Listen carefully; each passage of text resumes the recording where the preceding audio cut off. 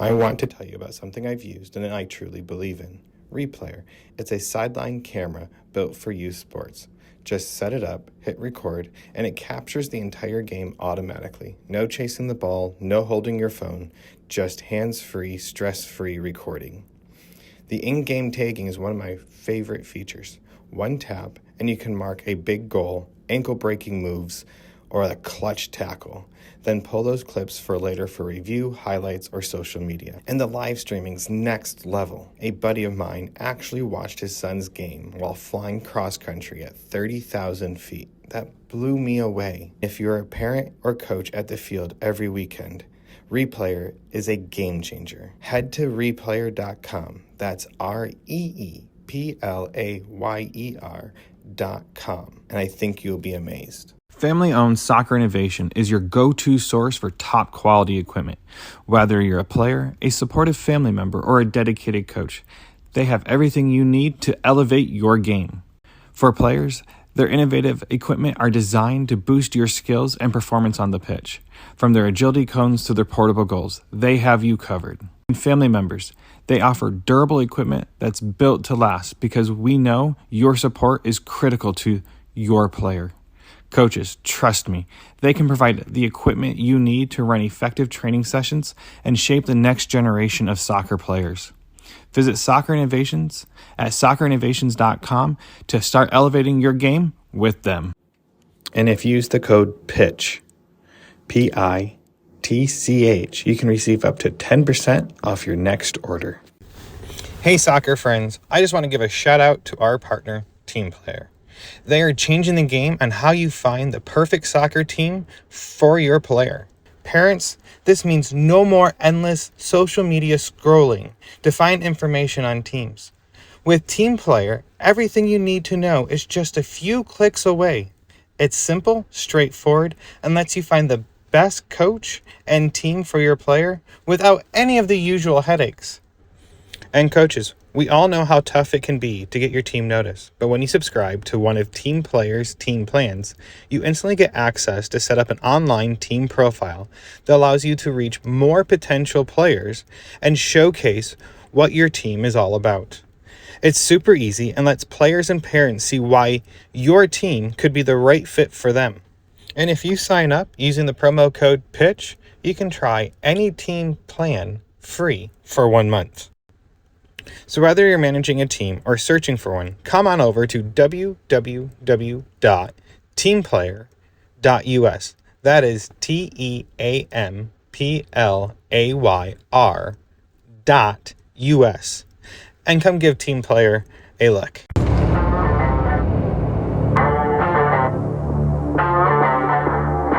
Hello and welcome back to Chat by the Pitch. This is Ian Babcock, your host. This is part 2 with Juan Martinez with JMS Soccer Academy. And I think what he's doing is absolutely amazing. And I don't going to jump into too much information, but in part 1, we kind of start why he's doing it. And this part 2 is the more of the human side, the networking, what they kind of offer, and how they're going to get things done for these athletes. So let's start this chat and head to the pitch.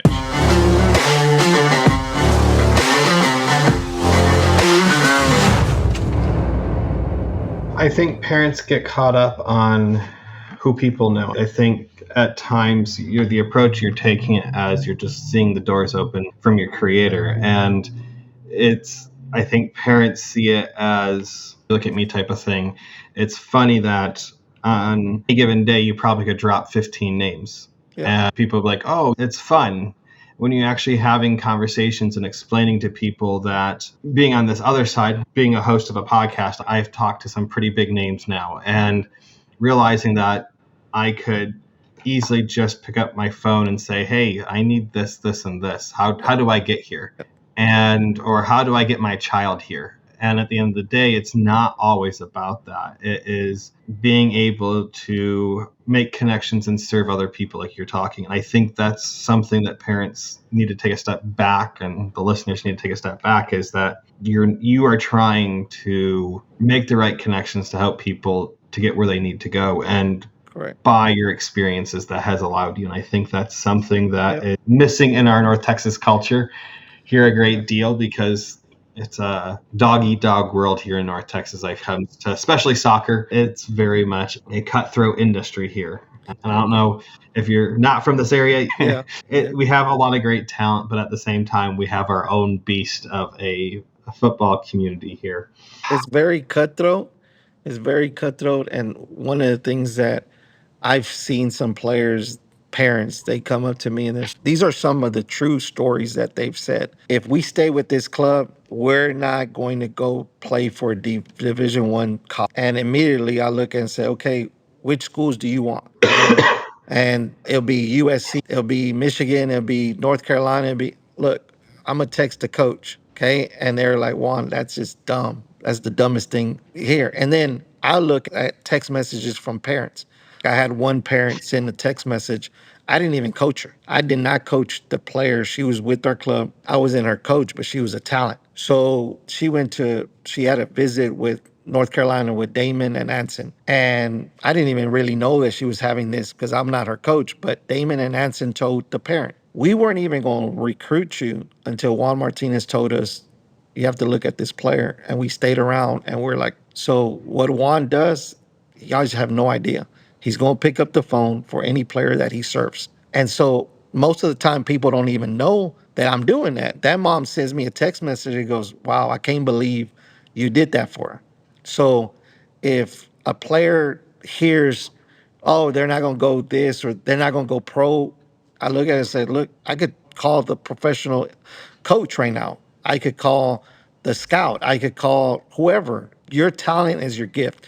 Now, I always tell players, okay, if you have a work ethic that doesn't match that dream, I would not recommend you. Like, I'm telling you now, so when you get to that point, I don't feel bad. If you have an attitude that nobody wants to coach, I'm not sticking my neck out. So that's part of the growth. That's part of the development of a young player. I literally, we have a player today leaving to Mexico U13 national team. So all the players, I had them write letters to her that they're going to give it to her while she's leaving in the airplane. Her parents are going to hand her back with the letters, and the players are more, stay confident, you're talented, I'm proud of you, support, you're representing, all these things. My letter to her was like, enjoy the experience. You're definitely deserving for all your hard work. But then I tell her, I was like, every player I've coached, I always have this question to players that I care about, that I coach. Do you want real talk? I basically say it's real talk.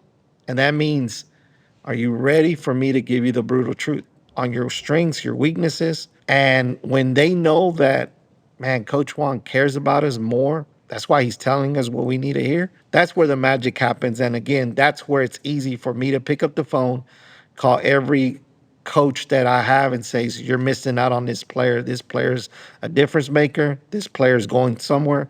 And when they hear that, they're like, Juan, I don't even need to see her because I know you don't stick out your neck for just anybody. That's where I feel that it's more important when you recommend a player and the coach receives that. Because there's sometimes where a scout, Mexico head coach, U17s would ask me, hey, what do you think about this player? And even if they're in our club, if I don't feel that they have the level, I tell them. And I tell the player, I said, I can't recommend you for this reason. Because if you're not technically sound, if you don't use both feet the same, those are fundamental things that you need to master if you're chasing that dream. So again, I think more reputation, more body of work, been doing this for 20 years. It's very sending them proof, documents, whatever. It becomes like, I'm here to serve anybody that entrusts me. And JMS is a program for anybody. You don't have to be playing with it's not club based. It's not club affiliated. It's individual based. Whichever club you play for are you homeschooled? Do you have big dreams? That's it. Are you disciplined? Do you work hard? We want to partner up and help you reach those. And if we're not the program for you, man, we have no hard feelings. Again, we focus on quality over quantity, and we're trying to grow slowly or stay the same and keep focusing on what we're doing. How do I describe this? So, listening to what you said, and I wrote down a few things. You're talking, putting your neck out there, and I remember listening to a podcast, and Anson Dorson was talking about a group of girls that came through his program. and it was always the freshmen coming in, and or new students coming in, and he gives them all the things they need to do over the summer. You talk about work ethic and things along that line. And so when they take their beat test, he asks them, how do you think you did? And they say, oh, we did great. Where do you see you're going to be? You're going to be this. And he goes, what was your beat test score? And he'll give whatever it was. I think it was pretty much, and they didn't qualify to be a starting 11. He asked them why. And he goes, you had everything to get there. And I think that's one thing having these connections make you realize is these people aren't playing around. And how do you get parents to buy into that? Obviously, you have 11 or 12 parents buying into the system right now of what you're preaching right now and talking about is the commitment level. And I honestly say that it first starts with the parents and the second is the player. The player will always have the commitment levels. The dream is big enough for them. Right. It's the parent commitment level. And how do you convince them? And from the sounds of it, you have the commitment level. And we've talked briefly about this, your connections and trying to get them to where they need to be in the next, let's say, 5-year plan, because these kids you said are 12, 13, and 14 years old.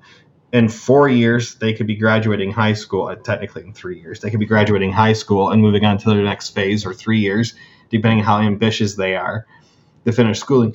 What are your goals for JSM Academy to be at to help these next kids next year? And your goal is to have about, I think you said 20 kids in the program. What is the end goal for these players? And how are you going to start building this program year on year based on what we've already talked about and moving forward? Yeah, I want to serve as many kids as possible. Right now, today, I feel 20 is a good number that we can manage with the staff, with the space.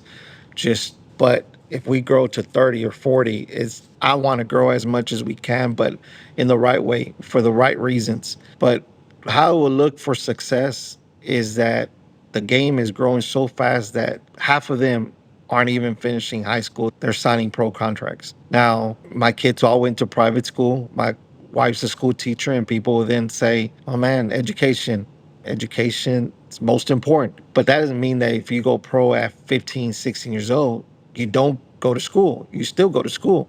It's just an alternative way to go to school. Now the contracts are there. The transfer fees, Phil Valid was transferred to Orlando for 1.5. Jaden Shaw, North Carolina, it's 1.2. Jaden Shaw's from here, North Texas.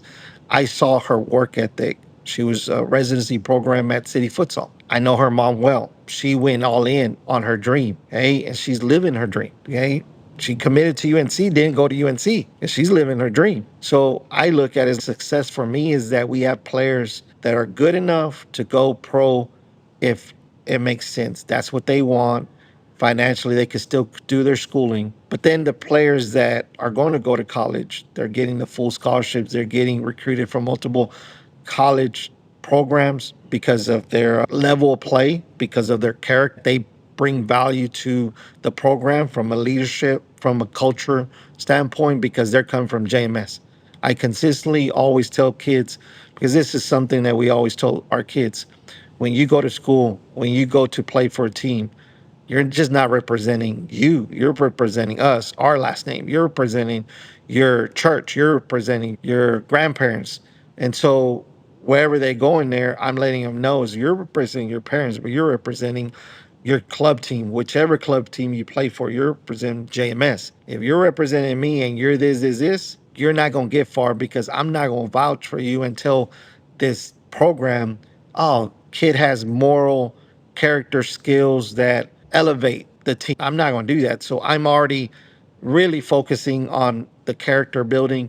So my goal is that players that are dreaming to go play pro have those opportunities, get called up to national teams, go to play pro.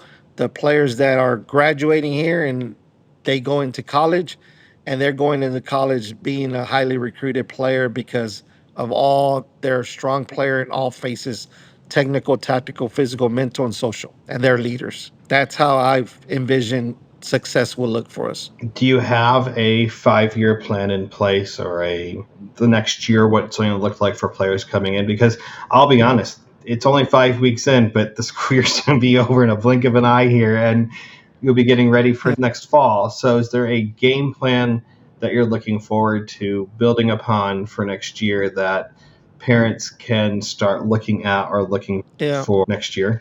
As far as growth, no, I don't have a game plan for growth. We started the school with 9 players. This was 5 weeks ago. Week 2, we added one. Last week, we added another player. So we started with 10 and we added two. On Monday, we will have a player that will mirror shadow for the entire day because they were homeschooled before and it wasn't for them being alone. So more than anything, I always say is I don't have a plan to say I want to grow this. It's more I want to grow the right way with the right people. And if I find a staff that fits what we're doing, that's about serving, about developing, about sharing those successes, then I'll bring that staff coach.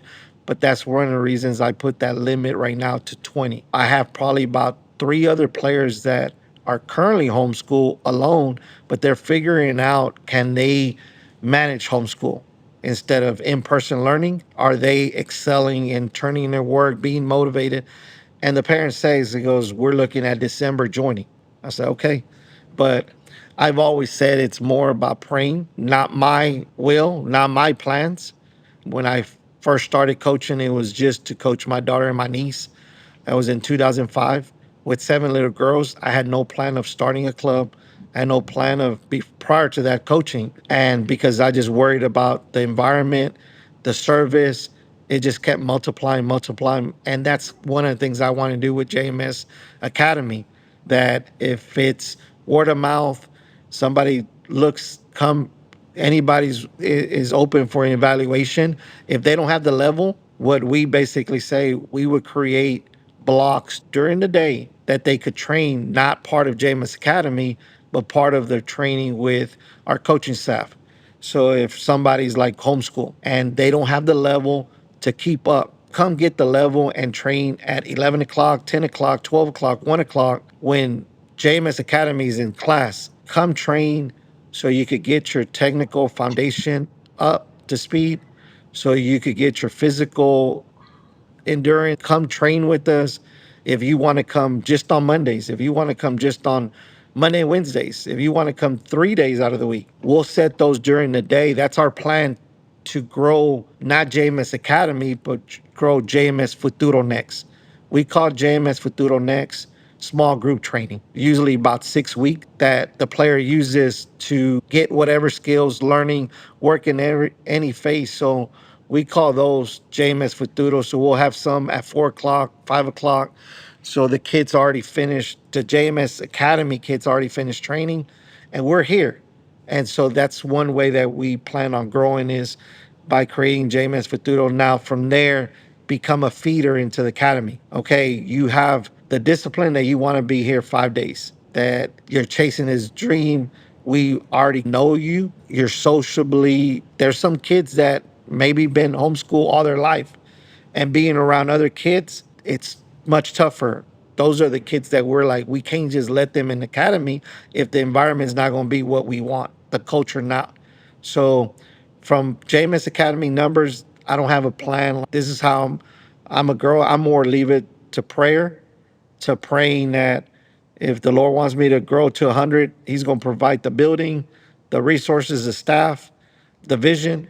But one of the things that I feel now is why I want to keep it individually based, is that everybody has a shelf life. So once I stop coaching competitive soccer, I want to have something that I'm able to use all the resources, my talents, gifts, to honor God. So that's really my purpose and why the reason for all these programs. I don't want to get to a point where I'm having regrets. Why didn't I use this resource? Why didn't I use this talent?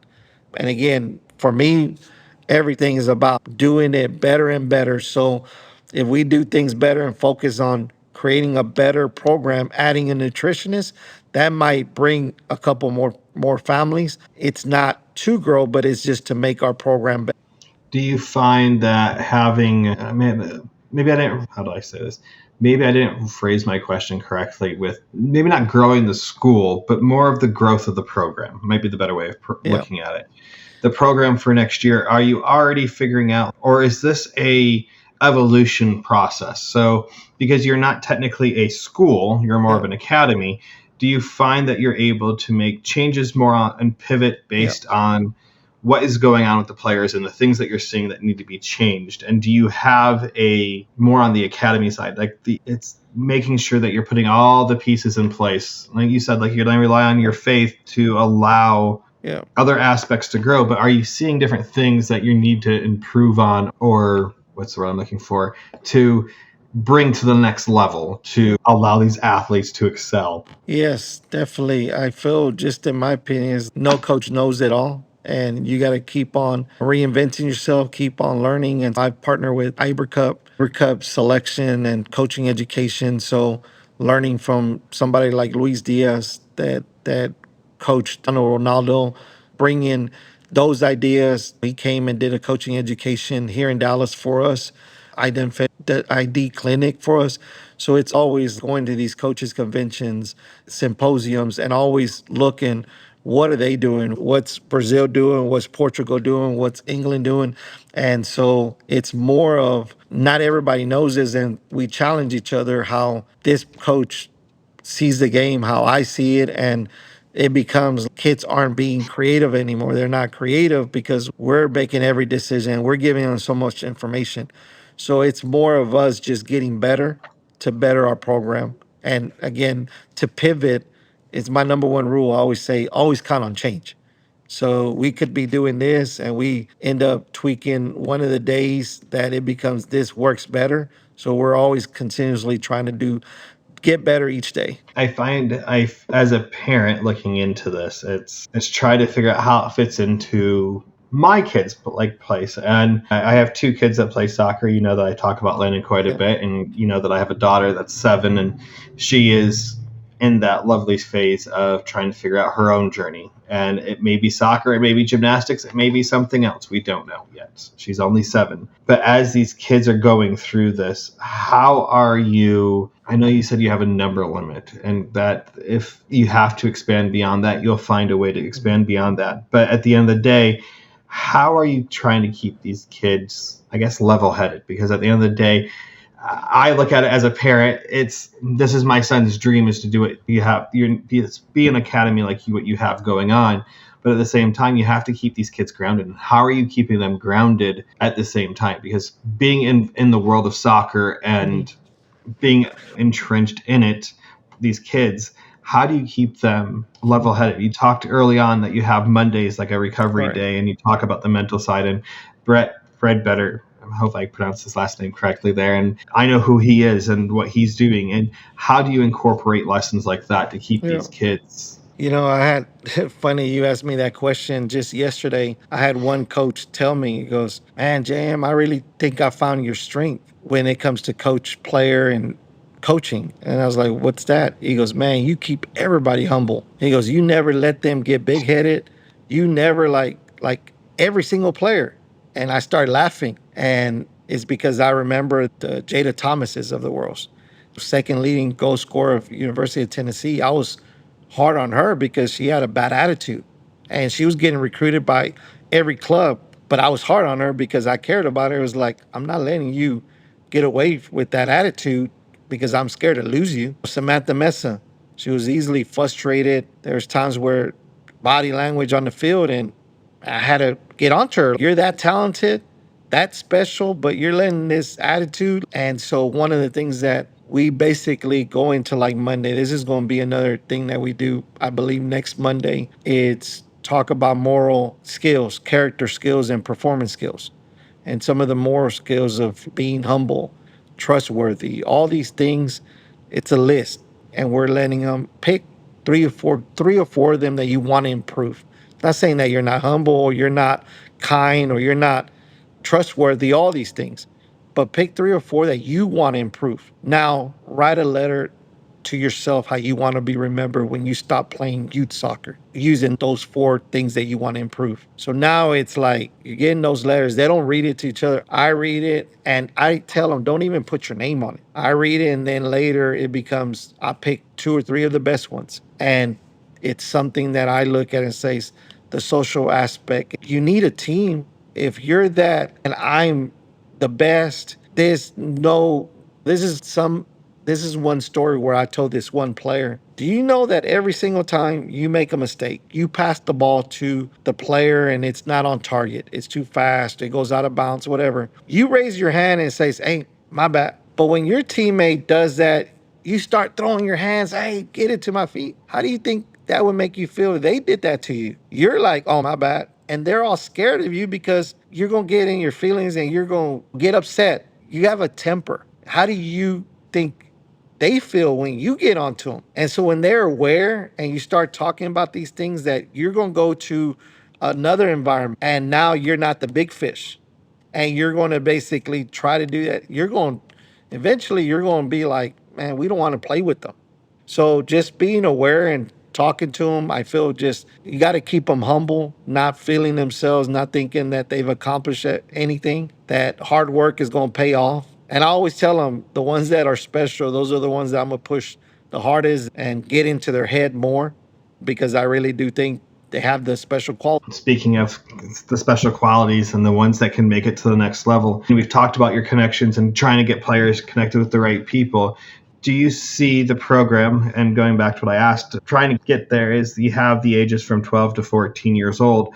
Do you think you will be able to build a pathway with these athletes that come through to reach their goals? Not every player will make pro. I know it's like point zero three kids will make it to a professional level. And I always want to know the stat of, okay, of that 0.03%, how many of them are giving it at all? How many of them are doing everything they can and have that tenacity and that grind and that grit to get to the next level? Do you, by letting kids into this program, you're opening the doors for them, as you talked about earlier, and this pathway, do you find that the kids that are coming in have that tenacity, that grit that you're looking for? And I know that you're not going to let anyone in.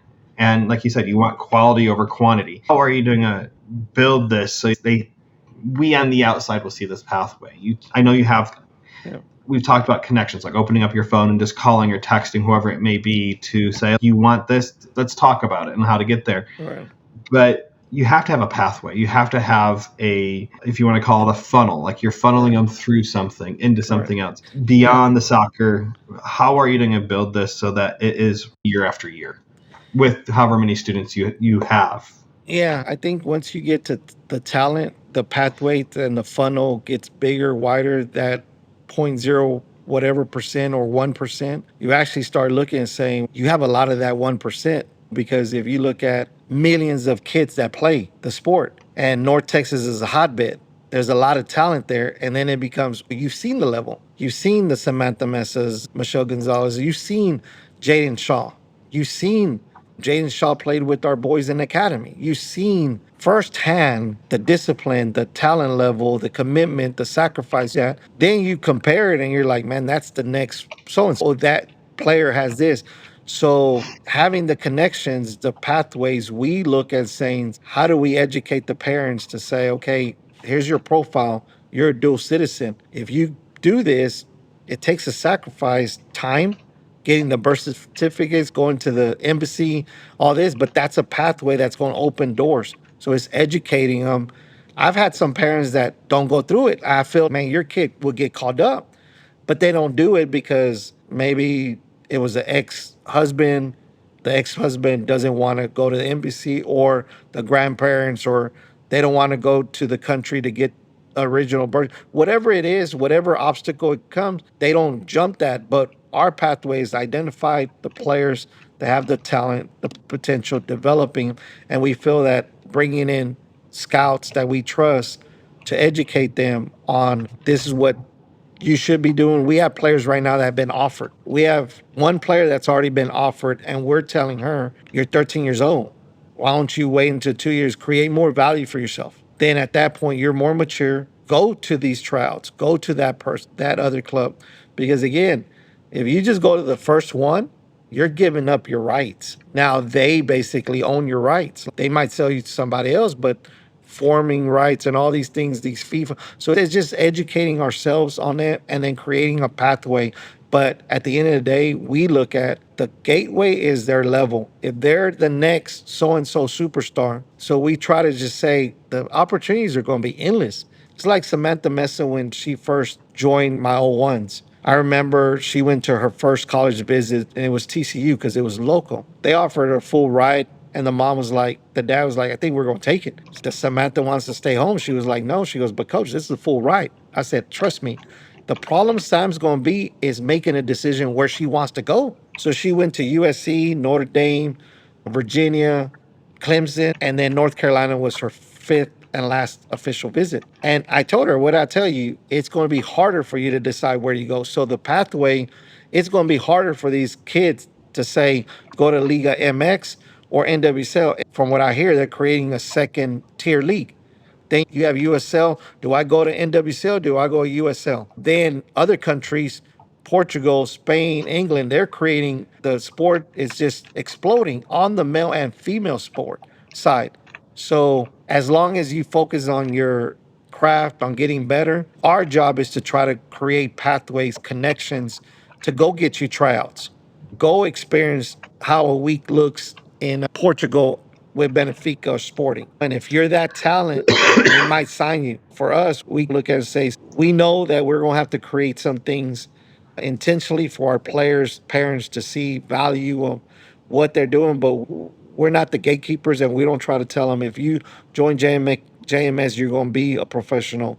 All we're doing is if you join JMS, we're going to do all our part to help you get there. I think it's a two-way street, and I think parents have to understand that the player has to have the commitment, the talent, the drive, the want. And I'm phrasing it this way on purpose because I feel too many parents today have the drive, the want for their player, and it's not what the player wants to do. The players are just trying to make their parents happy or fill whatever void the parents have projected onto the player. And at the end of the day, it's how do we get these parents into these, what's the word I'm looking for, environment to help the players understand what they really truly need to do versus what the parent wants.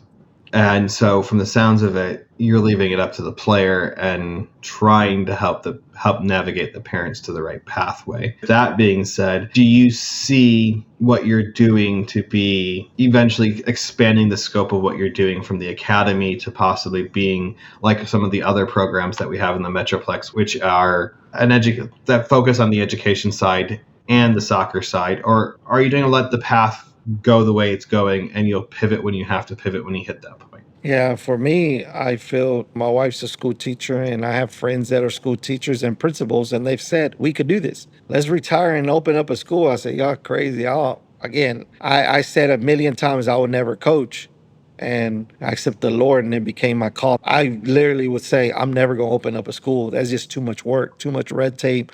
I don't want to deal with that. That's just a big headache. I just want to focus on training and providing a professional training environment. So my intention is never to open up a school.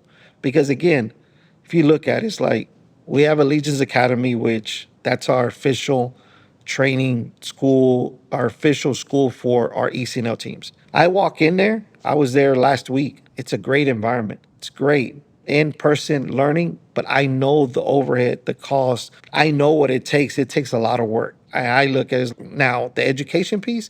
Let's just say Allegiance Academy has top-notch education, which I do believe they do have. Is it top-notch like St. Mark's or Hockaday or I have no idea. So a parent might look at it as, I want my kid to be a doctor or this. Are they going to pick a school for the education? I don't want where, man, we love the training, but your education is not up to speed. It becomes to us is if you're here at JMS Academy, it's purely for the education piece. The homeschool, that's on you. That's on you to decide what education level standard. That's not on us. And it keeps it more us focusing on just the school aspect. Do you find it might deter to push parents away because at the end of the day, they want a whole package and you're providing an environment where the athlete can do their schooling, but at the end of the day, it's the burdens on the family for the education and making sure it's getting done. I'm going to put this out there. The more I spend more time learning about homeschooling, just out of curiosity as a parent, the movement for homeschooling is growing drastically in this country. It's not as, what's what I'm looking for? Kids are not going to college because they're homeschooled. Just as many kids are going off to college that are homeschooled now, if not more than they were in the past. I can't give the exact numbers, but reading stats lately, it's not as a stigma for a college to pick up a homeschooler like it used to be. Yeah, my kid, I have one twin that was online and she's doing well in college. The other went to private school and I've had players. So it's just a new way. Like, I don't think testing and education, it's up to each individual family. For me, yes, definitely online school eliminates some parents that are like, you don't have the education piece. I can't control that. Like, I can't be everything to I got to do what I feel we do best. And that's where we say quality over quantity. Would I want two or three players that are studs, quality, but the parent wants the educational piece that's at a very high standard? I don't want to mess with that, because I've learned too, it's no matter what the standard you think it's great, the parent standard might could be even greater and you can't satisfy the consumer. So I look at it as like, why even jump into that? So yes, I will lose players because I don't have the education piece, but I'm very comfortable in knowing that I'm not for everybody, or JMS Academy is not for everybody, just as Allegiance Academy is not for everybody. They have a standard, they have a way. And this market in North Texas with so many kids, there's a place for everybody. But for what I feel is we're going to focus on what we do best, and that is the training players holistically, making them focus on all five faces of the game. With all we have talked about so far, what do you think is the most important message parents need to take away? Because we've covered a lot of ground, different topics all over the place. And I feel that we live in a society where there's a lot of information. And I feel if we can sum up what's the most important thing that parents need to understand, maybe more on the soccer side than the education side, because education side is the homeschooling and that's the avenue for the parents to research. But for the soccer side and the being blended into this, what's the most important thing you think parents need to know? For me, as a parent, I would just say know your child, and genuinely, like, if that's their dream and you're willing to sacrifice with time and financial and all these things, it's something that now sports, it's a big avenue for careers that could jump into other careers. And having that platform, girls soccer, professional soccer wasn't around. Men's soccer wasn't around till 96 or 98, whatever year MLS. 96 for the MLS. That's when the inaugural season. Yeah. I know we started off 90s with pro teams and indoor teams. Correct. But 96 was the MLS. Yeah. So nowadays, I would just tell the parent, if it comes from the player, that's their dream. That's their dream. It's well worth it. If it's your dream, you're wasting your time, because the player has to genuinely love to do this, to discipline, to wake up at a certain time, to have the eating habits, to study, all these things. So my thing is just know your child and what they really want to do. It's not your dream, it's their dream. I think that's the hardest thing for parents to understand. Yeah. Too many of us live vicariously through our kids. If it's your dream, no matter how much you send them, or if they don't fall in love with the sport and that's not their dream because they want to do something else, whether it's dancing or playing an instrument or being a doctor or lawyer or teacher or whatever, he goes, if it doesn't come from them, I've seen so many parents that try to run their race, like they want it so bad for them. And I think it's created all this, like keeping up with the Joneses and not getting left behind. I want my kid to be going to the ID centers, getting national call-ups. And I always tell this to the parents, if your child is not touching the ball just about every day, I'm not talking about training, I'm just talking about they just love the sport, that they want to touch the ball every single day. They want to master it. They're not falling in love with it yet. So my advice is just to know your child, that it's their dream, that it's not your dream. And if it's their dream, I feel like going to public school, sitting in a classroom, getting home, going to practice, half asleep, no energy, I just don't think that will equate for you to get to the pro level, because the rest of the country's training. And I much evaluate a lot of things what other countries are doing. My daughter had the privilege to be on the U13, U15 Mexico youth national team. So when she was 13 years old, they came in, they played in Dallas Girls International Cup. I met several of those parents and the players that were on there. And these little girls were 12 and 13. And the parents were telling me that, because I asked them, how is it in Mexico to get identified? They're like, oh, she was playing with boys. She got identified. Now they're playing with. And I was like, well, how often do they train? They're like 5 days a week. And I was just like, 5 days a week? Really? They play one game in a week. And he goes, how often do they do it? They say year round. So they basically told me that they only see their kid maybe 3 weeks out of the entire year. So it was a huge sacrifice that I was like, oh, there's no way I would let my child do that. But now I see their Instagram post. These kids are making easy six figures. The commercials, and then they're 20 years old and doing what they love doing. And I remember them when they were 12, 13 years old and seeing the sacrifices that they made. But had it been the parents' dream of that, and they'd be like, how many players would be like, I don't want to do this. I don't want to wake up no more. I don't want to run. So I always tell the parents there, just make sure it's your kid's dream. That's important. And my favorite question to ask, because I've asked you this before, but I'm going to redirect it because we're on a different path right now. Who has been the greatest influence on you on starting JMS Academy? I think you asked me that question as far as coaching, and I basically said role model was Pele. You asked me that question. For me, it's not one player. It's not Samantha Mesa, it's not Jada Thomas or Michelle Marta Gonzalez or Carmen Lopez. I feel that it's all players that have reached their goals, that the messages that I've received from parents, you provided a full scholarship for my kid. I can't thank you enough. When a parent sends me the message, their kid is playing pro, living out their dream, that's the most fulfilling. Coaching, competitive soccer, coaching ECNL at the highest level, you get a competitive, I want to win, I want to work hard, let's train extra to do this. I've won as a coach, players, the Surf Cups, the Super Copas, the National Leagues, the Iber Cups. Those aren't fulfilling, in my opinion. They're excited, you win. The next day is, okay, how do we repeat? How do we get better? But a player reaching their goal and you feeling like you were part of it and they're grateful for it is the most fulfilling thing for me. And that's the real inspiration behind starting JMS. The waking up early to be here, staying here all day, mentoring, doing the planning sessions. It's a lot of work. But what inspired me is all the players that have entrusted me, that have allowed me to be part of their journey, and them fulfilling, because they do all the work. They do all the work, all the sacrifice. That's been the most inspiring, is the players. Hey everyone, I hope you all enjoyed this week's episode with Juan.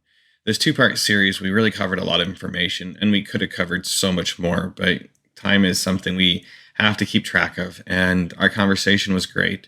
What he's doing for our soccer community is phenomenal. Starting this new program and making sure it's about quality over quantity and making sure that the players are getting the attention they need to be successful on the pitch and off the pitch. There is so much that this program covers that we didn't even cover yet. And there's so much more you should go check out about him.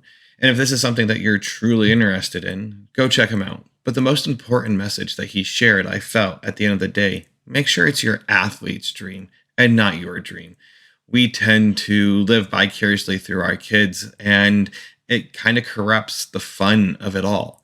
So if that's something that you're thinking about, make sure that this is something your athlete truly wants to do, because it's a huge commitment and you're giving up a lot for your athlete. They're losing the social side of school, and that's sometimes part of the dream, is making them realize that it's bigger than what they're doing.